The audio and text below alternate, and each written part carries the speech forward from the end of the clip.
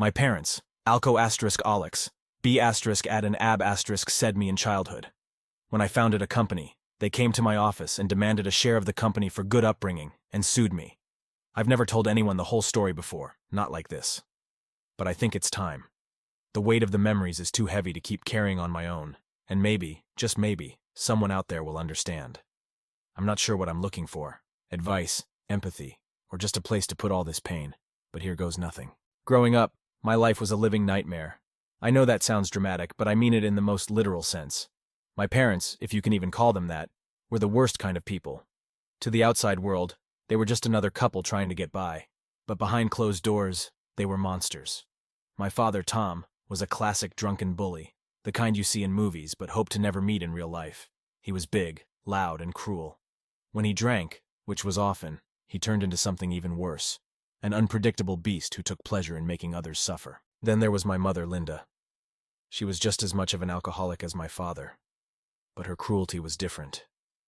She wasn't as physically violent, but she knew how to cut you down with her words. She'd get drunk and tell me how I ruined her life, how she wished she'd never had me, how I was nothing but a burden. The way she spoke to me was like a blade, slicing me open from the inside out. It's weird how words can hurt more than fists sometimes. Most nights my parents would drink themselves into oblivion. The house would fill with the sounds of shattering bottles, slurred arguments, and the occasional sickening thud of my father's fist meeting my mother's face, or worse, my own. I quickly learned how to make myself invisible, staying out of sight and out of mind as much as possible. But that didn't always work. Sometimes, I'd be dragged out of my hiding spot, just so they could remind me how worthless I was. I can still feel the sting of my father's belt, the way the leather would bite into my skin, leaving welts that would take days to heal. School was my only escape. It was the one place where I wasn't constantly afraid. I wasn't popular or anything. How could I be with clothes that barely fit and a body covered in bruises? But I found a small group of friends who made life bearable. It was like they could see through the mess that was my home life and recognize that I was more than just the broken kid from the wrong side of town. There was Sarah, the first real friend I ever had. She was kind, smart, and had a warmth about her that made people feel safe. Her family was the complete opposite of mine, loving, supportive, and genuinely happy. I never told her the full extent of what was going on at home, but she knew enough. She never judged me, though. Instead, she'd invite me over to her house whenever she could, offering me a few hours of peace that I cherished more than anything. Then there was Jake. He was rough around the edges, a bit of a troublemaker, but with a heart of gold. He knew how to fight, and he wasn't afraid to use that skill to protect those he cared about. We bonded over our shared love of video games and a mutual understanding of what it meant to come from a broken home. His father had walked out when he was a kid, and his mom worked 3 jobs just to keep a roof over their heads. Jake was the one who taught me how to defend myself, how to throw a punch, and more importantly, how to take one. At school, the teachers were another unexpected source of support. I had a couple of teachers who seemed to know something wasn't right, even though I never said a word. Mr. Thompson, my math teacher, was one of them. He'd pull me aside after class sometimes, just to ask how I was doing. I'd always lie and say I was fine, but I think he knew better. He never pushed, just offered his office if I ever needed to talk. I never did, but knowing that the option was there meant more to me than I could ever express. And then there was Miss Carter, my English teacher. She had a way of making you feel like you mattered, like your thoughts and opinions were worth something. She encouraged me to write, to express myself through words instead of letting everything fester inside. I took her advice to heart, and writing became my lifeline, the one thing that kept me from drowning in the sea of misery that was my life. By the time I graduated high school, I was a master at hiding the pain. No one knew just how bad things were at home, not even Sarah and Jake. But despite everything, I managed to keep my grades up, thanks in no small part to the teachers who refused to give up on me. With their support and the encouragement of my friends, I applied to college. I didn't really believe I'd get in. I wasn't exactly a standout student. But to my surprise, I was accepted into a decent university a few hours away from home. Sarah and Jake were accepted too, and the 3 of us decided to stick together. We were determined to make a fresh start, far away from the toxic environment that had poisoned our childhoods. The day we packed up and left for college was one of the happiest days of my life. I could see the hatred in my father's eyes as I loaded the last of my things into Jake's beat-up old car. My mother didn't even bother to say goodbye, but I didn't care. I was leaving that hellhole behind, and there was no way in hell I was ever coming back. University life was like stepping into a different world. For the first time, I felt like I could breathe, like I wasn't constantly looking over my shoulder.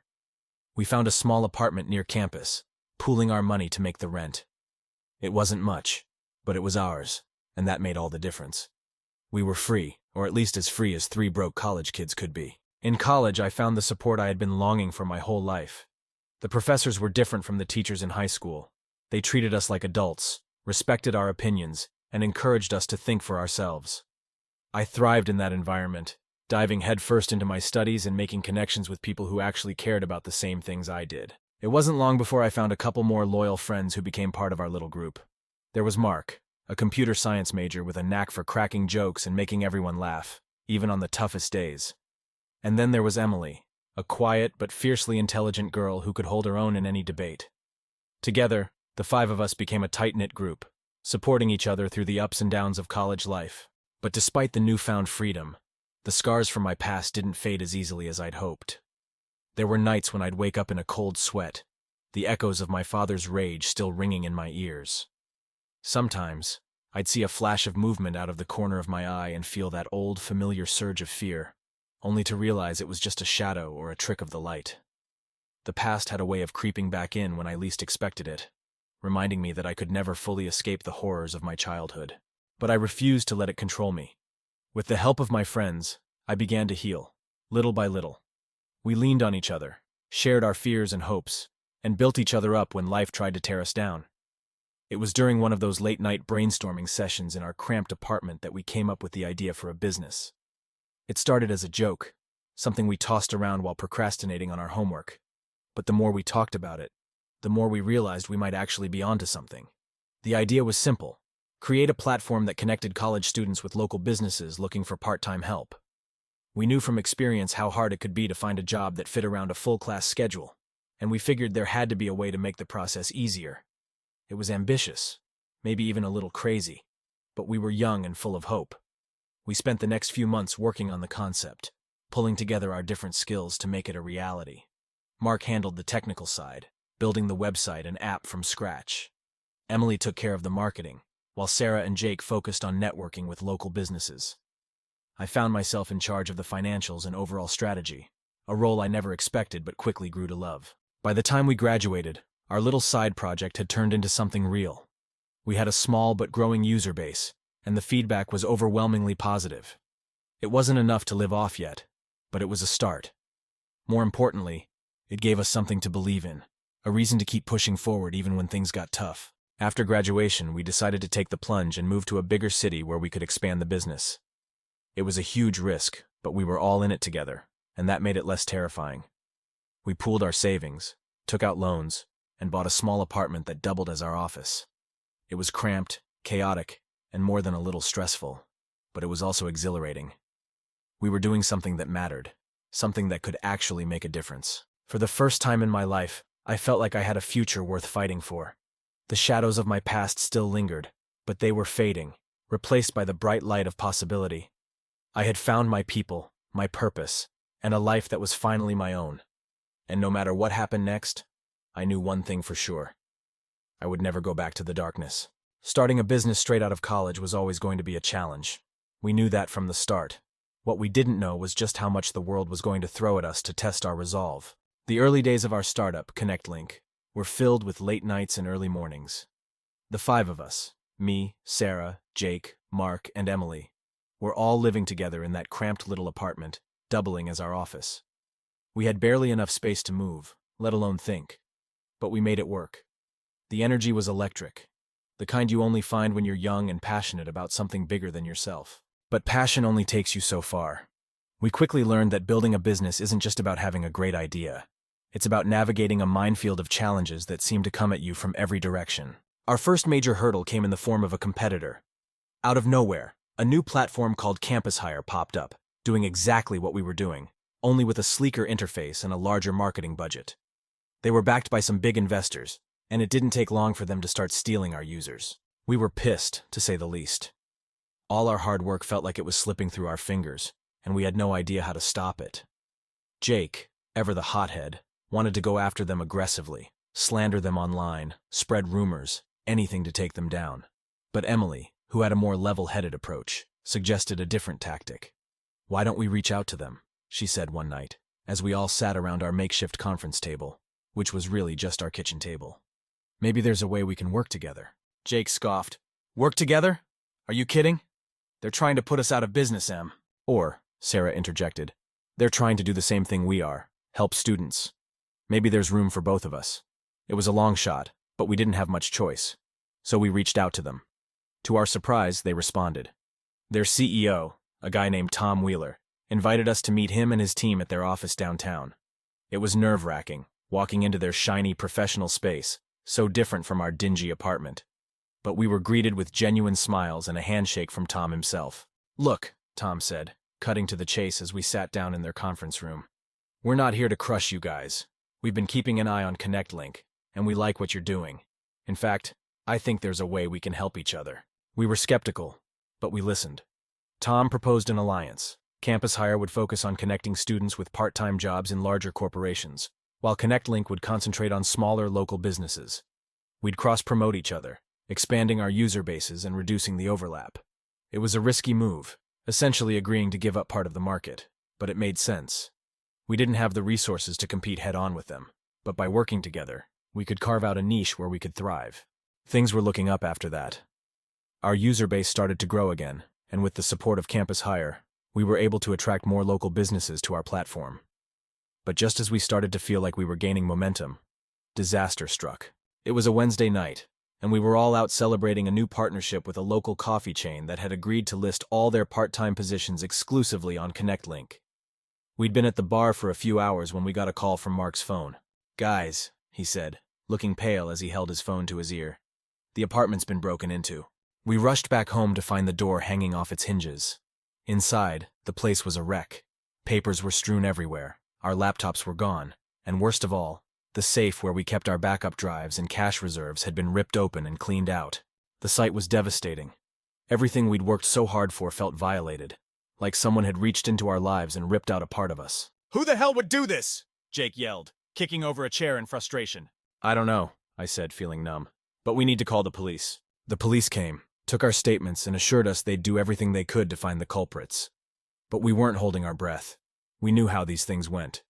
Chances were we'd never see our stuff again. It was Emily who suggested the next move. "We need to focus on what we can control," she said quietly, sitting down amidst the chaos. "We need to rebuild." We all looked at her, surprised by the calm determination in her voice. "Everything's gone, Em," Sarah said, tears welling up in her eyes. "How are we supposed to rebuild?" "We start with what we have," Emily replied, her voice steady.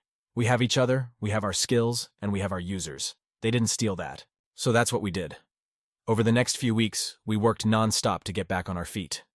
We borrowed laptops, worked out of coffee shops, and slowly started piecing things back together. The support from our users and the businesses we partnered with was incredible. They rallied around us, offering whatever help they could, and slowly but surely, we began to recover. Just as we were starting to feel stable again, the economy took a nosedive. Inflation skyrocketed, and suddenly everything was more expensive. Rent, groceries, supplies, you name it. We were barely breaking even as it was, and now it felt like we were drowning. It was around this time that we started having serious discussions about diversifying our income. "We can't rely on ConnectLink alone," Mark said during one of our late-night strategy meetings. "We need to find other streams of income." Sarah nodded in agreement. "I've been thinking the same thing. What if we each start pursuing our own side projects? Things we're passionate about that could also bring in some extra cash." We all mulled it over. It was a risky move, dividing our focus when ConnectLink still needed so much attention. But the reality was, we couldn't afford to put all our eggs in one basket anymore. So we decided to give it a shot. Jake was the first to dive into a new venture. He'd always been passionate about fitness, and with the rise of home workouts during the pandemic, he saw an opportunity. He started a YouTube channel offering free workout routines and nutritional advice, monetizing through ads and sponsorships. It took off faster than any of us expected, and within a few months, he was making enough to not only support himself, but to reinvest some of the profits back into ConnectLink. Sarah, who had a knack for art, began selling custom illustrations and designs online. She opened an Etsy shop and started taking commissions for everything from portraits to logos. Her unique style quickly gained a following, and soon she was bringing in a steady stream of income as well. Mark, the tech genius of our group, decided to put his skills to use by freelancing. He started offering web development services to small businesses and startups, building custom websites and apps for clients who needed more than just a template. His reputation grew quickly, and before long, he had a roster of clients who kept him busy and well paid. Emily, ever the strategist, started a blog about entrepreneurship and small business growth. She shared our journey, offering advice and insights based on our experiences. Her writing resonated with a lot of people, and the blog became a popular resource for aspiring entrepreneurs. She monetized it through ads, affiliate marketing, and eventually, by offering consulting services. As for me, I discovered a passion for writing, something that had always been a hobby, but that I now saw potential in as a career. I started writing articles and essays for online publications, sharing my thoughts on everything from business to personal growth. It was therapeutic in a way, and also gave me a sense of purpose beyond just keeping ConnectLink afloat. As we each found success in our individual ventures, ConnectLink started to pick up steam again. The alliance with Campus Hire had proven to be a smart move, and together, we were able to dominate the student job market in our city. We even expanded into a few neighboring cities, slowly building a regional presence. But just when we thought we had things under control, another competitor emerged. This one much more ruthless than Campus Hire had ever been. They called themselves Job Mingle, and they weren't interested in working with us. Their goal was simple: put us out of business. Job Mingle launched an aggressive marketing campaign, undercutting our prices and offering deals to businesses that we couldn't possibly match. They started spreading rumors about ConnectLink, questioning our security after the robbery, and implying that we were on the brink of bankruptcy. It was a brutal smear campaign, and it started to work. Our user numbers began to drop again, and for the first time since the robbery, we were seriously worried about the future of our business. "We need to fight back," Jake said, his fists clenched in frustration. "We can't just let them get away with this." But fighting back wasn't going to be easy. We didn't have the resources to match their marketing spend, and trying to do so would only drain us further. It was Sarah who came up with the solution. "What if we turn their tactics against them?" she suggested one night, as we brainstormed ways to respond. "They're spreading lies about us. What if we focus on spreading the truth about them?" Mark raised an eyebrow. "What do you mean?" "I mean, let's expose their dirty tactics," Sarah explained. "We reach out to the businesses and users who have been affected by their underhanded methods and share their stories. We show people that Job Mingle isn't the trustworthy, reliable company they're pretending to be." It was a risky move, but we were running out of options. So, we reached out to every business and student we could think of who had been screwed over by Job Mingle. We gathered testimonials, screenshots, and anything else that could prove their unethical behavior. Then we launched our own campaign, a truth campaign. It started with a blog post on Emily's site, detailing our own experiences with Job Mingle and highlighting the stories of others who had been wronged.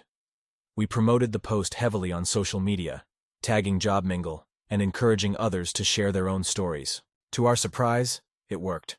The post went viral, and within days, Job Mingle was facing a PR nightmare. Businesses started pulling their listings from their platform, students were deleting their accounts, and their user base began to shrink. But the real turning point came when Campus Hire, seeing the damage we'd done, decided to back us up. They released a statement condemning Job Mingle's tactics and reaffirming their support for ConnectLink. It was a huge boost to our credibility, and soon, the tide began to turn in our favor. Job Mingle tried to fight back, but the damage had been done. They eventually retreated from the market, and within a few months, they were gone completely. We had survived, and more importantly, we had learned how to fight smarter, not harder. As our business continued to grow, we realized we needed more help. The 5 of us had been handling everything on our own, but it was clear we couldn't keep up with the demand. So, we started looking for new team members, people who shared our vision and could bring fresh ideas to the table. One of the first people we hired was a marketing genius named Lisa. She had a background in digital marketing and had previously worked for a major tech company before deciding to strike out on her own.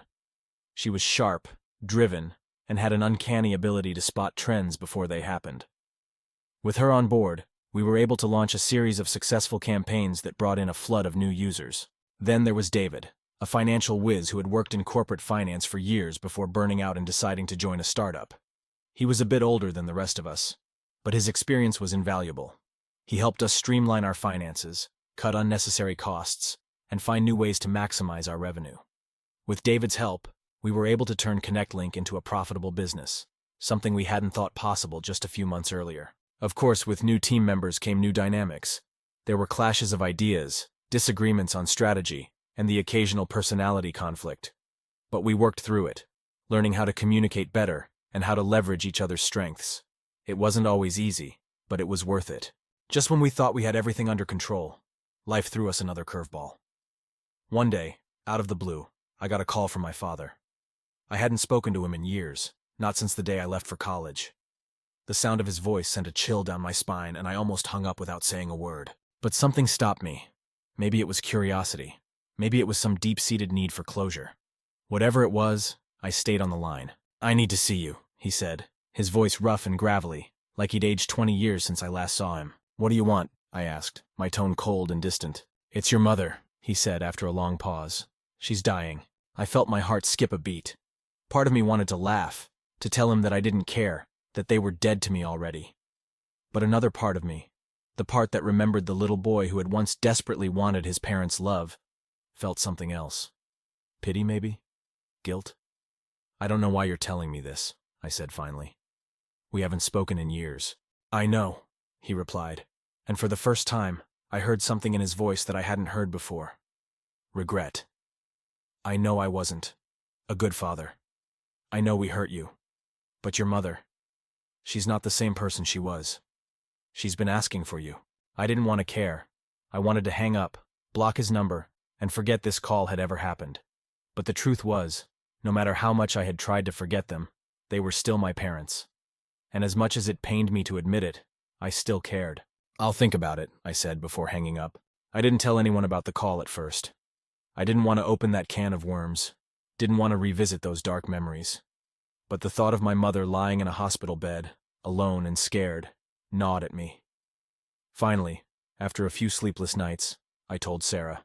She listened quietly as I recounted the conversation, her expression unreadable. "You're not obligated to see them, you know," she said gently when I was done. "You don't owe them anything." "I know," I said, though my voice wavered. "But, I don't know. Maybe I need to do this. For myself." Sarah nodded, understanding. "Whatever you decide, I'm here for you." In the end, I decided to go. It wasn't an easy decision, and it wasn't one I made lightly. But I knew that if I didn't, I'd regret it for the rest of my life. The hospital was a dreary place, all sterile white walls and the faint smell of antiseptic.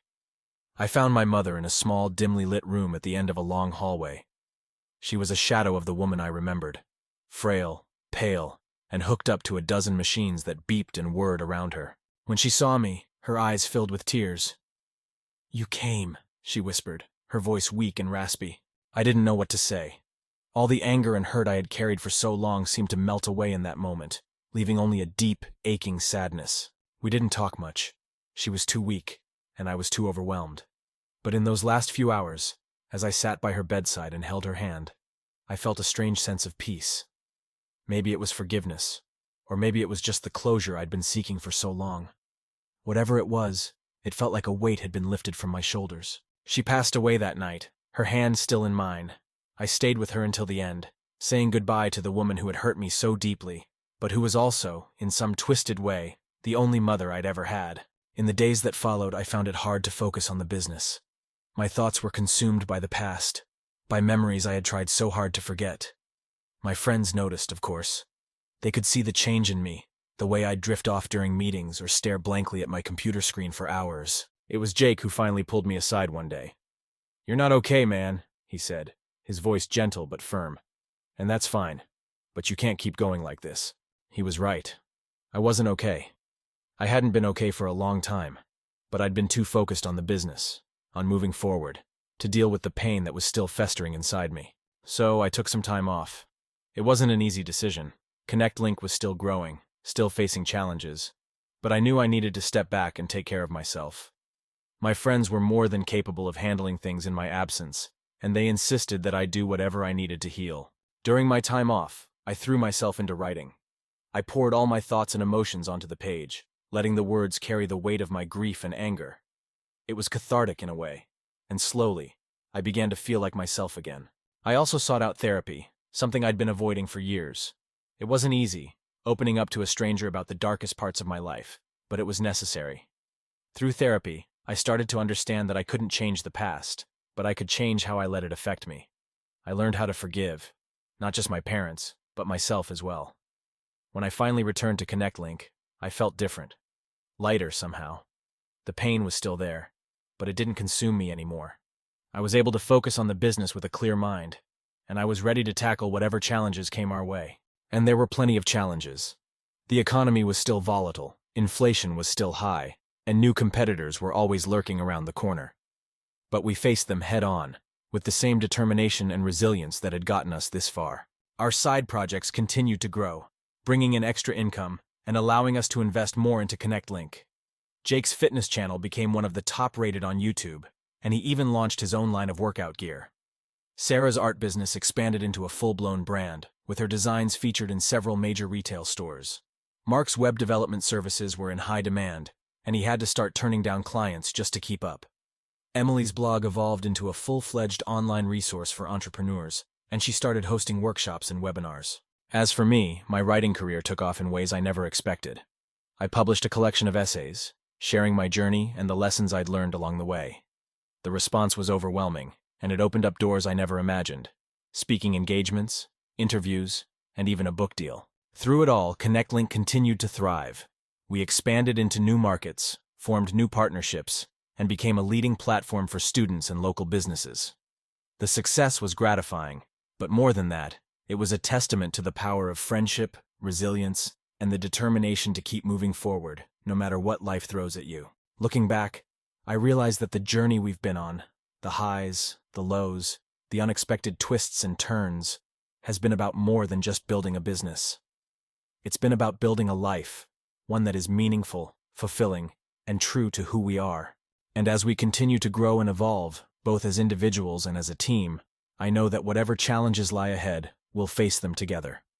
Because in the end, that's what this journey has been about: finding our own way and doing it with the people who matter most. Just when I thought life had finally settled into something resembling normalcy, my past came crashing back into my life with all the subtlety of a wrecking ball. It started on a seemingly ordinary afternoon. I was in the middle of a meeting with Sarah, Mark, Jake, and Emily, brainstorming new ways to expand Connect Link's reach when my phone buzzed with a call from an unknown number.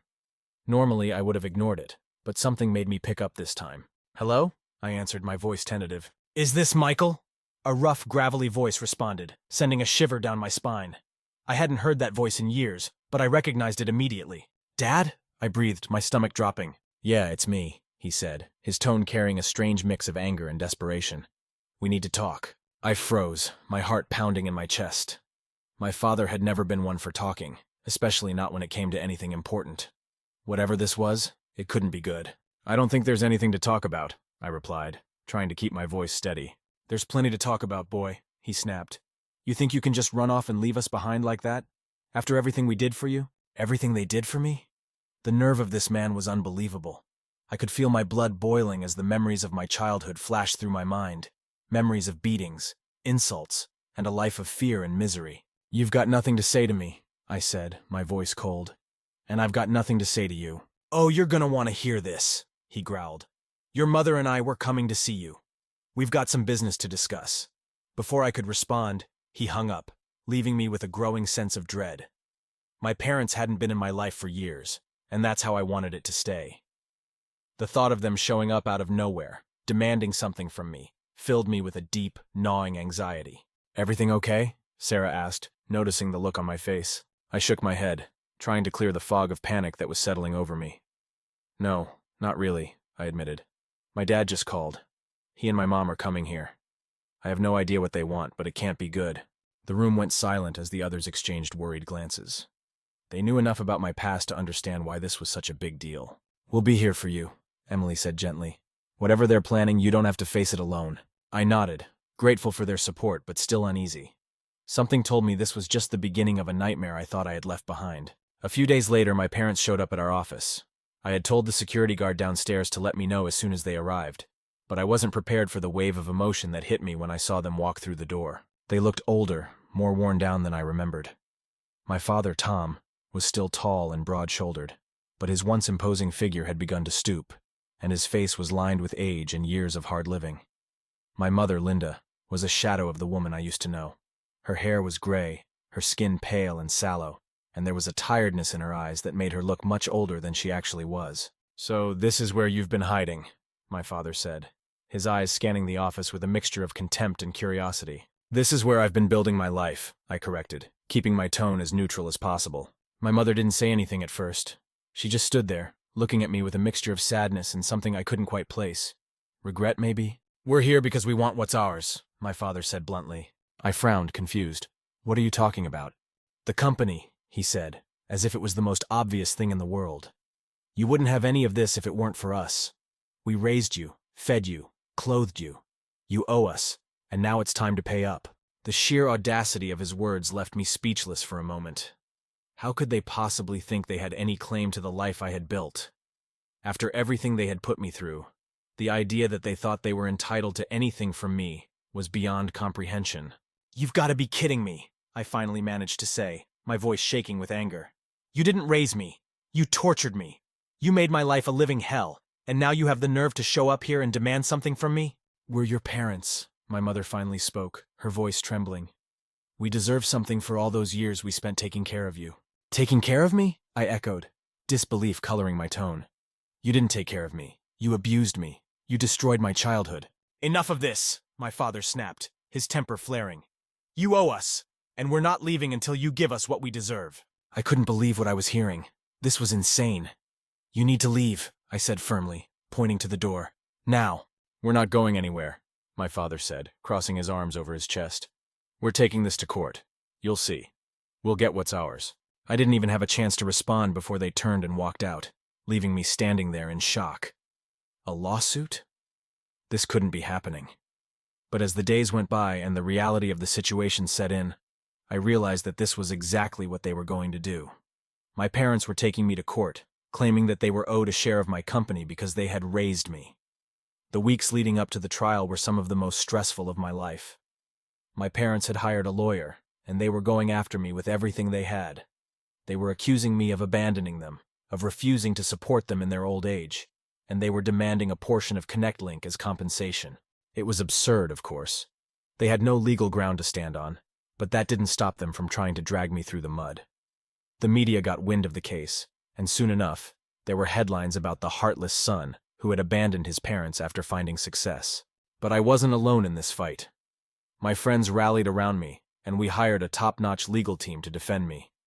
We gathered evidence, testimonies from people who knew what my childhood had been like, and we prepared to fight back with everything we had. The day of the trial arrived, and I walked into the courtroom with my head held high, flanked by my friends who had become my family. My parents were there too, sitting with their lawyer, looking smug and confident. They had no idea what was about to hit them. The trial began, and their lawyer wasted no time in painting me as an ungrateful son who had turned his back on the people who had sacrificed everything for him.